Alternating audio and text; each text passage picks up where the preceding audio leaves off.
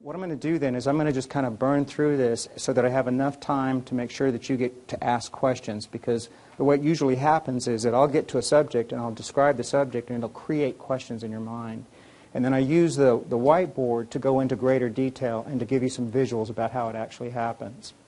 I've set up here 4 typical methods of compensation. These are 4 typical structures of compensation. As it happens, they have a tendency to be somewhat chronological in the way that I've listed them there.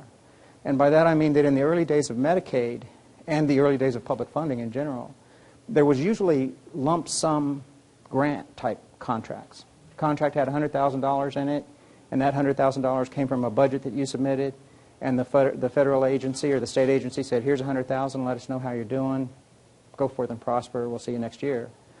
Well, eventually Medicaid said, no, that doesn't work for us, because it didn't give them enough detail. They wanted to know how much money it cost to provide services to people individually, each individual. One of the questions that I like to ask the audience, do you all know what, when the term Medicaid waiver is used, do you know what's being waived? Does anyone know what's being waived? Anyone want to hazard a guess? It's the requirement for someone to live in an institution to receive Medicaid funding. That's what's being waived. And if you hear of a 1915C waiver or an 1115C waiver, that you hear, well, our state has a 1915C waiver. Okay? Where does the 1915C come from? That's the section of the Social Security Act that's being waived. So if you want to do research on your waiver, find out what kind of waiver you have. If it's a 1915C, go to Section 1915C of the Social Security Act, and that's what's being waived. And typically, it's the requirement that the recipient live in an institution in order to be funded by Medicaid. What happened is in the long ago, I started in Medicaid in 1989. Back then, the states were stuck with an institutional requirement. We couldn't provide services to anyone unless they were in a nursing home. And the states kept saying, we could provide for this person cheaper in the community, and they would be happier, and they would be better taken care of. And the feds didn't believe it.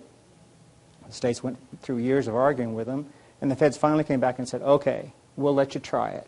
You can keep them in the community, but only as long as they don't cost more than they would cost in the institution. And that's called the neutrality demonstration requirement. But it comes from the residential placement. So in order to prove that, they had to be able to see what it cost per client.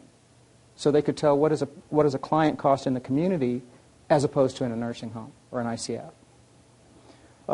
So at that point, the feds started saying, these lump sum budgets just don't work. They're not enough detail for us. But about 25 years ago, you started seeing the lump sum grant environments convert to negotiated rate in an attempt to satisfy the Medicaid prohibition against grant-type contracts. Just now, a lot of the environments are converting from negotiated rate to standardized rate. In our case in Arizona, we had 25 years of negotiated rates just for developmental disabilities, just for residential rehabilitation, 2,400 rates.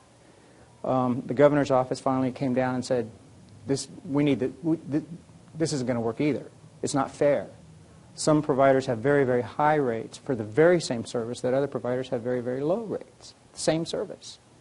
And the governor's office said it wasn't fair. They ordered my administration to create a new rate system that would make it fair.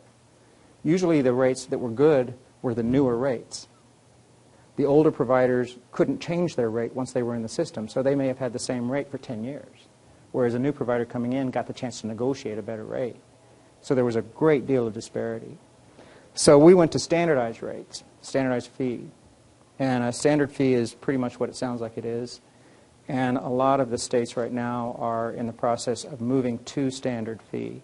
In fact, in the introduction when we were talking about the fact that all these rates projects that I've done in different states, those were all conversions from negotiated rate to standardized rate. When I worked for the governor's office as the CIO of the Medicaid program there, I did negotiate capitations, and I subcapitated health plans. So I'm familiar with capitations, but I have not created them in other states.